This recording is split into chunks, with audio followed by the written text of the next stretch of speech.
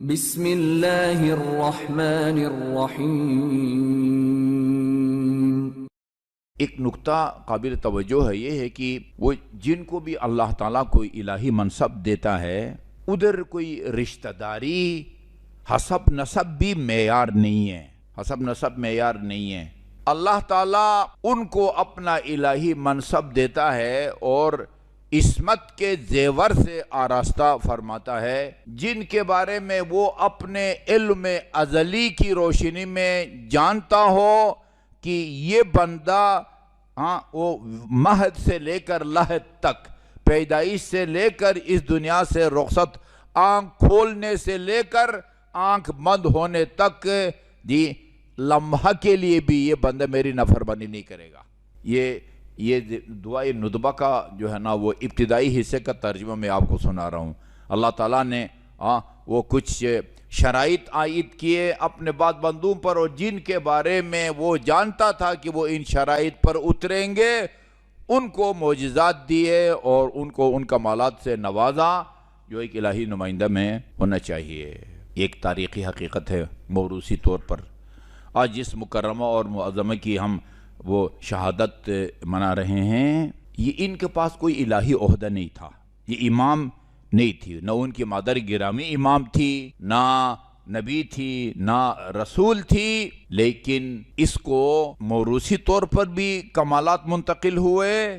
ماں وہ خاتون ہے جو کائنات میں تمام خواتین سے افضل ہے، صرف تمام خواتین نہیں بلکہ میں کئی دفعہ یہ بیان کر چکا ہوں اور قابل بیان ہے کہ ایک دفعہ یہاں ہمارے ایک دوست ہے مولانا گلزار نعیمی، ان کے مدرسے میں پروگرام تھا، وہ ہر سال مناتے ہیں، ابھی 20 دسمبر کو پروگرام کیا انہوں نے، بدقسمتی ہم شریک نہیں ہو سکے، خاتون جنت کانفرنس مناتے ہیں وہ۔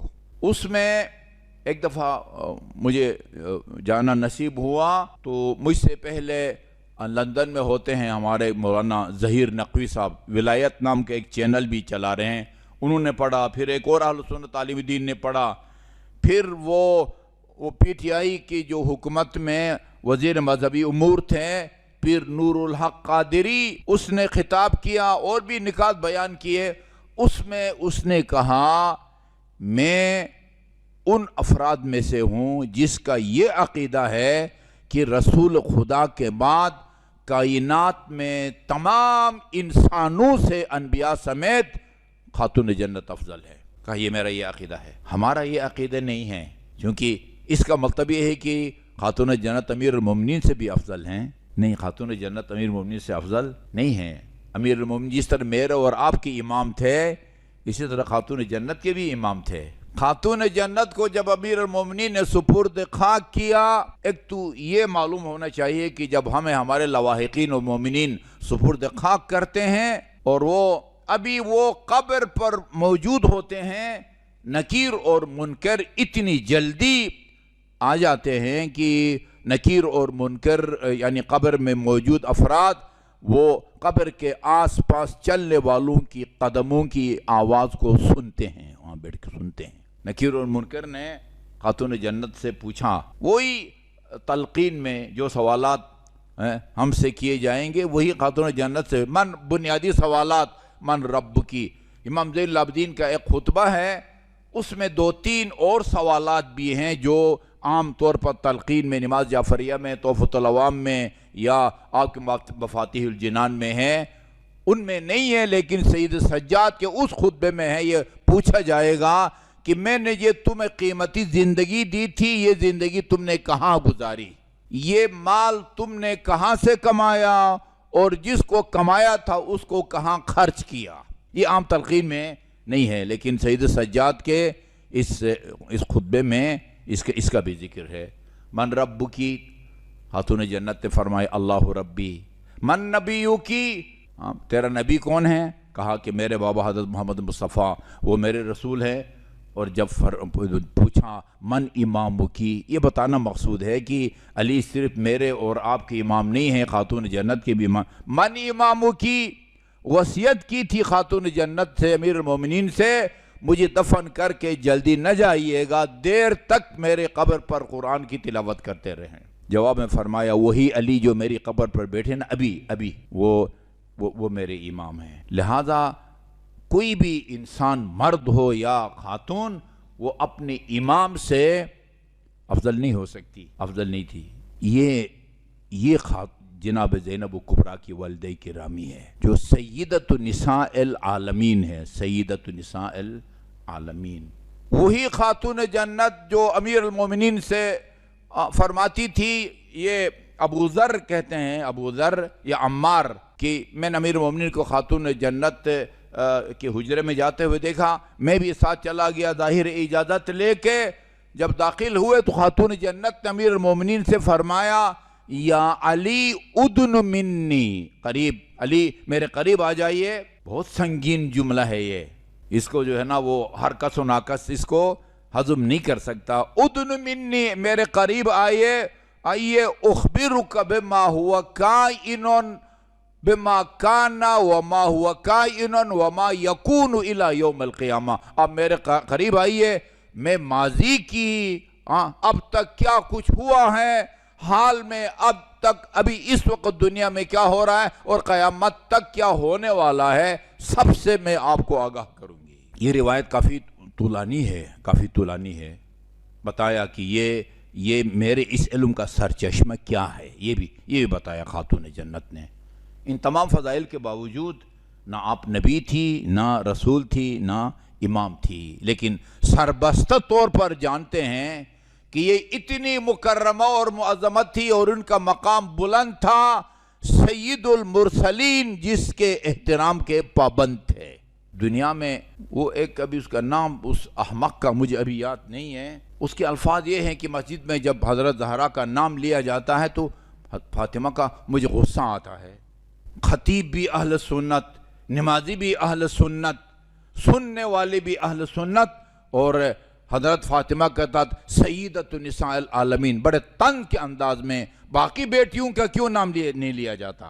बाकी बेटियों का, बाकी बेटियां अगर हैं, ये हम जब रसूल उस तर्जुमा कुरान में जब रसूल खुदा के हालात ज़िंदगी बयान कर रहे थे तो उधर लिखा हुआ था आन हज़रत की जो है ना वो 4 बेटियां थी। तो उधर फिर मैंने अपना वहीदुज़्ज़मान बर्र सग़ीर के बहुत बड़े आलिम दीन हैं, मैंने कहा देखो ये हज़रत रसूल खुदा की बेटियों के बारे में आपके यहाँ भी इख्तिलाफ है, हमारे यहाँ भी इख्तिलाफ है। जी हमारे यहाँ भी इख्तिलाफ है। जहाँ आपने ये लिखा है कि आन हज़रत की 4 बेटियां थी, उधर ये लिखो कि एक कौल ये है कि अकलौती और सुलभी बेटी सिर्फ हज़रत ज़हरा थी। चनांचे वहीदुज़्ज़मान का मैंने हवाला दिया था और उन्होंने ये लिखा कि यानी एक कौल ये है कि अकलौती बेटी थी हज़रत ज़हरा अलैहिस्सलातु वस्सलाम। वो कुरान मुकम्मल हो गया आबिदी साहब। उसके बाद वो जो हमसे राबिते में थे कराची में, एक साहब उनका नाम नहीं लेता, वो इधर आए, जामा अहले बैत शेख साहब से भी मिले, मुझसे भी मिले और कुरान के उस तर्जुमा के बारे में शेख साहब से तासुरात भी लिए और मुझसे कहा कि आगा साहब एक रिक्वेस्ट है। वो क्या है? कहा कि आप इजाज़त दें, वो जो आपने लिखवाया है ना, एक कौल ये है कि अकलौती बेटी थी हज़रत ज़हरा और हवाला दिया है, हम उसको हज़फ करना चाहते हैं। मैंने कहा मैंने हज़फ करवाने के लिए नहीं लिखवाया। बिलफर्ज अगर थी भी तो किस बेटी के बारे में रसूल खुदा ने फरमाया है फातिमा फलाना बज़अतुम मिन्नी। जी जिसने उसको राजी किया उससे मुझे राजी किया, जिसने उसको नाराज किया उससे मुझे नहीं। किस बेटी के बारे में रसूल खुदा ने यह फरमाया है? अबू तालिब के कितने बेटे थे भाई? अबू तालिब के कितने बेटे थे? वो कहते हैं कोई CSS का इम्तिहान दे रहा था, उससे जो है ना वो अबू तालिब के बेटों का नाम पूछा गया, उसने अकील का नाम लिया, जाफ़र का नाम लिया, अली का भी नाम लिया। जिसकी वजह से अबू तालिब कहलाते थे उसका पता नहीं था भाई सबसे पहला बेटा तो वो अबू तालिब का वो तालिब था, उसको ये नहीं पता कि बड़ा बेटा, बस अबू तालिब सुन रखा है, लेकिन ये कि बड़े बेटे की वजह से वो अबू तालिब कहलाते हैं उसको पता नहीं है। इतने थे ना, तालिब भी बेटा है, अली भी बेटा है, अकील भी बेटा है, जाफ़र भी बेटा है। अजीब बात यह है कि इन चारों में 10-10 साल का फासला है, 10-10 साल का। सबसे बड़ा سب سے بڑے بیٹے سے یاد کیا جاتا ہے نا عربوں کے ہاں ابو طالب. امیر المومنین جو سب سے چھوٹے ہیں ان کو کیوں آپ نے اپنے چوتھا خلیفہ مانا ہوا ہے؟ طالب ہی کو مان لیتے. جی 4 ہیں تو باقیوں کا نام نہیں لیا جاتا. فاطمہ سیدۃ نساء العالمین. خون کھولتا ہے خدا را، بہت مشکل ہوتا ہے اپنی جذبات کو کنٹرول میں رکھنا جب ایسے خبیث النفس انسان کی گفتگو کو بندہ جو ہے وہ سنتا ہے. کہتے مجھے غصہ آتا ہے.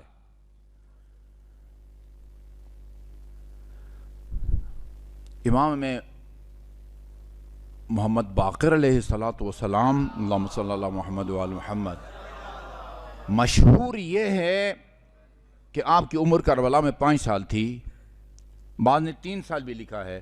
وہ مروج الذہب کا ترجمہ کیا ہے نا اپنے ثاقب نقوی صاحب نے، مسعودی کی کتاب، یعقوبی کی کتاب کا ثاقب نقوی صاحب نے ترجمہ کیا ہے. اس کے اندر لکھا ہوا ہے کہ بھئی وہ شام میں یزید نے سب کو اپنے ساتھیوں کو کمانڈروں کو جمع کیا اور ان سے مشورہ لیا کہ یہ جو اسرا ہیں ان کو کیا کریں، ہم باعزت رہا کر دیں، ہمیشہ کے لیے عمر قید کریں، مار دیں، کیا کریں؟ ایک بندے نے مشورہ دیا کہ نہیں سب کو قتل کرو، بچے بوڑھے جوان مرد عورت مرد کتنے تھے، یا امام زین العابدین تھے یا امام محمد باقر، سب کو قتل کرو.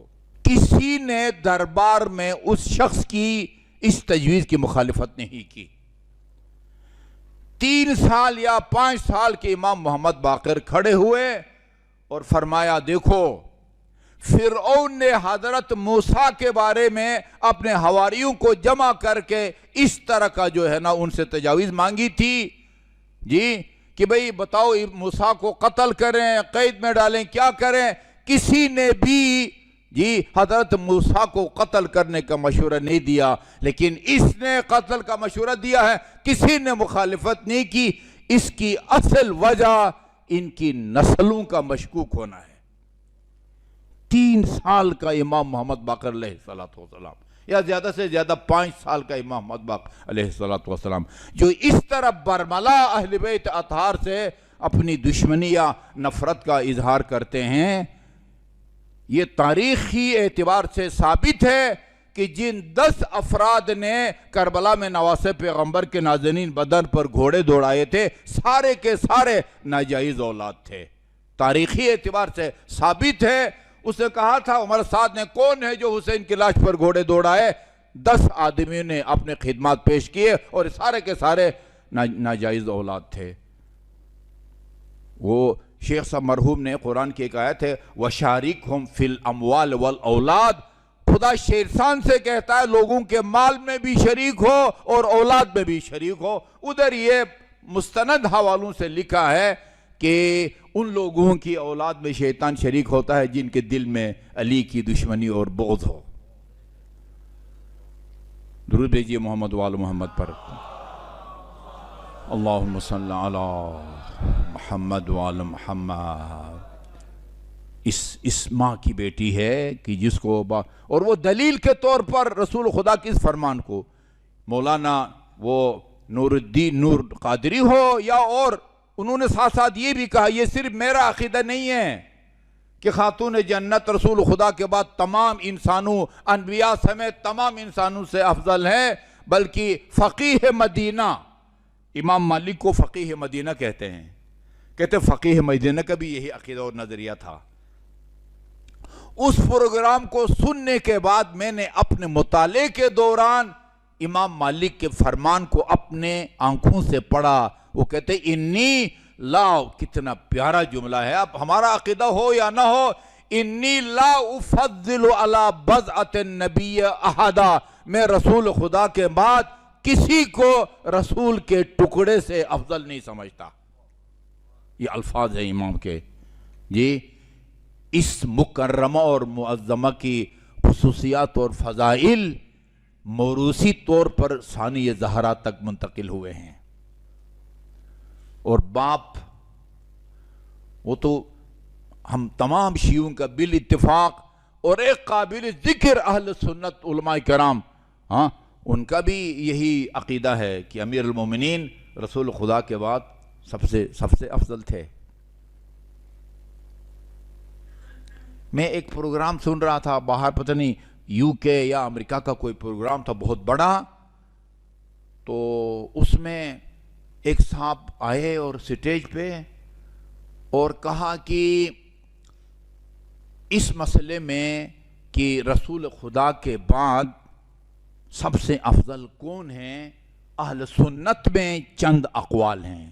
بڑی توجہ سے سنیے گا، چند اقوال ہیں، 4-5 قول نقل کیے اس نے خود اہل سنت میں. شیعوں کی بات نہیں ہے، خود اہل سنت میں وہ علماء کرام جو امیر المومنین کو سب سے افضل سمجھتے ہیں رسول خدا کے بعد، وہ تفضیلی کہلاتے ہیں. تفضیلی اقوال نقل کیے. ایک قول یہ ہے کہ رسول خدا کے بعد سب سے افضل حضرت ابوبکر ہیں، پھر حضرت عمر ہیں، پھر حضرت عثمان ہیں، پھر حضرت علی ہے. ایک قول یہ ہے. دوسرا قول یہ ہے کہ سب سے افضل حضرت ابوبکر ہے، پھر وہ حضرت عمر ہیں، پھر علی ہیں، پھر عثمان ہیں. اور ایک قول یہ ہے کہ سب سے پہلے حضرت ابوبکر ہیں، پھر حضرت عمر ہیں، پھر عثمان ہیں، باقی سب لوگ اور علی برابر ہیں. ایسے بھی انصاف بھی ہیں، دل کے اندھے جو علی کو باقی انسانوں کے برابر سمجھتے ہیں، یعنی خلیفہ مانتے ہیں چوتھے نمبر پر، لیکن فضیلت میں چوتھے نمبر پر بھی علی کو ماننے کے لیے تیار نہیں ہیں. اور ایک آخری قول نقل کیا، ایک قول یہ بھی ہے اہل سنت میں کہ سب سے افضل علی علیہ السلام ہے. ابن ابی الحدید بہت بڑے اہل سنت کا عالم ہیں، انہوں نے 24 جلد شرح لکھی ہے نہج البلاغہ کی. ان کا خطبہ یہاں سے شروع ہوتا ہے، الحمدللہ الذی قدم المفضول علی الفاضل لمصلحتن. یہ رسول خدا کے بعد جو انتخاب تھا نا، اس کی طرف اشارہ کیا ہے. اور یہ کام بھی اللہ کی طرف منسوب کیا. جو کچھ ہوا ہے وہ اللہ نے کیا ہے، وہ خلیفہ سقیفہ بنی ساعدہ میں لوگوں نے بھی نہیں کیا ہے، یہ اللہ کا فیصلہ ہے. تمام تعریفیں اس اللہ کے لیے ہیں جس نے غیر افضل کو افضل پر مقدم قرار دیا. یہ دنیا کا ایک عام منصف یہ کام نہیں کرتا.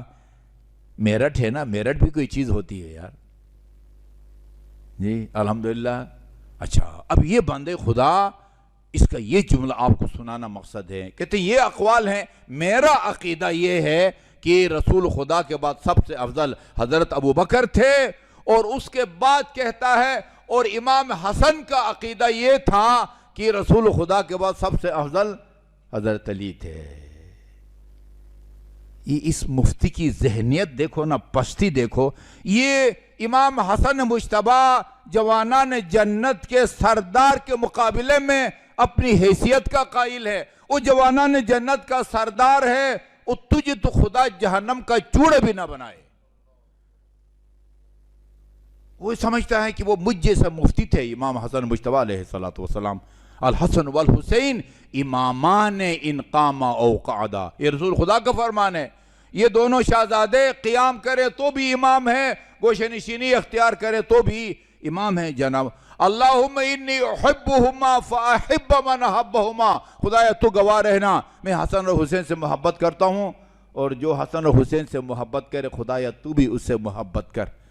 اس حسن کے مقابلے میں اپنا نظریہ پیش کرتا ہے. جس طرح دو مجتہد وہ ایک دوسرے کے مقابلے میں اپنا ایک نظریہ ہوتا ہے اور اپنا ایک وہ فتویٰ ہوتا ہے جی. لیکن اللہ نے امیر المومنین کو اپنے کلام پاک میں نفس رسول کہا ہے، نفس رسول. میں مجالس میں ایک جملہ عرض کرتا ہوں کہ اللہ تعالیٰ نے ایک لفظ کے اندر امیر المومنین کے فضائل کے سمندر کو کوزے میں بند کر دیا اور فرمایا وَأَنفُسَنَا وَأَنفُسَكُمْ. خدا نے امیر المومنین کو نفس رسول کہہ کے امیر المومنین کے فضائل کے سمندر کو کوزے میں بند کر دیا ہے، اور خاتون جنت کے فضائل کے سمندر کو بھی کوزے میں بند کر دیا ایک جملے کے ذریعے. وہ جملہ کیا تھا؟